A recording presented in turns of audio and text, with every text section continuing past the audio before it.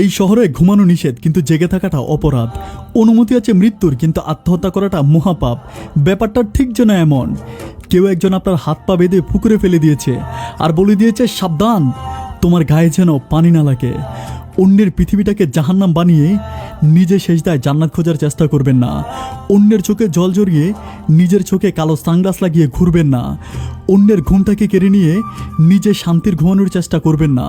একটা কথা স্পষ্ট মনে রাখবেন, মানুষ শান্তির গভীর ঘুমেও দুঃস্বপ্ন দেখে হাউ মাউ করে কেঁদে ওঠে।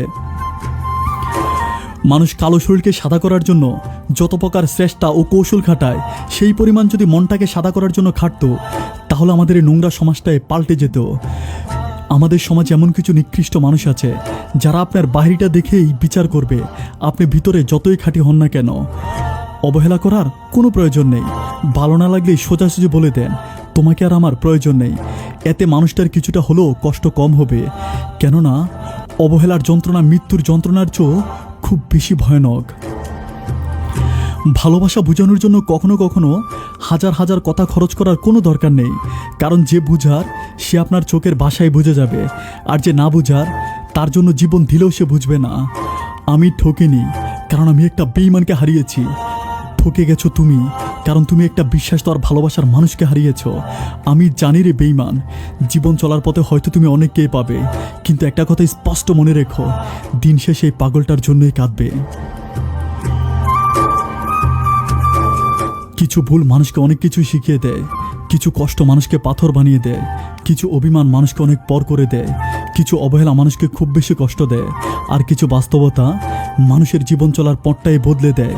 যেমন কথায় আছে, অল্প সুখে কাতর আর অধিক সুখে পাথর।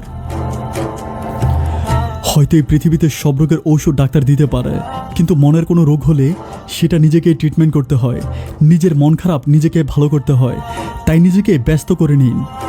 যখন কোনো কাজ থাকবে না, তখন ঘুমানোর জন্য চেষ্টা করুন। নিজে নিজে মোবাইলে গেমস খেলুন, নিজেকে সুন্দরভাবে গুছিয়ে নিন। দেখবেন আপনার আশেপাশের সব থেকেই আপনি অনেক বেশি ভালো আছেন। মনে রাখবেন, কাউকে চন্দন লাগালে যেমন নিজের হাতে সুবাস পাওয়া যায়, ঠিক তেমনি কাউকে সুখে করলে নিজের মধ্যে সুখ অনুভব করা যায়। একটা কথা সবশেষ মনকে বলুন, এই পৃথিবীতে আসার সময় কাউকে নিয়ে আসেনি, আর এই পৃথিবী থেকে যাওয়ার সময়ও কাউকে নিয়ে যাব না। মিথ্যে পৃথিবীর এই মিছে মায়ায় যেন আমার জন্য কারো কষ্ট না হয়। আমি কষ্ট পেয়েও সুখী, তবুও যেন ভালো থাকে তোমার নতুন জুটি।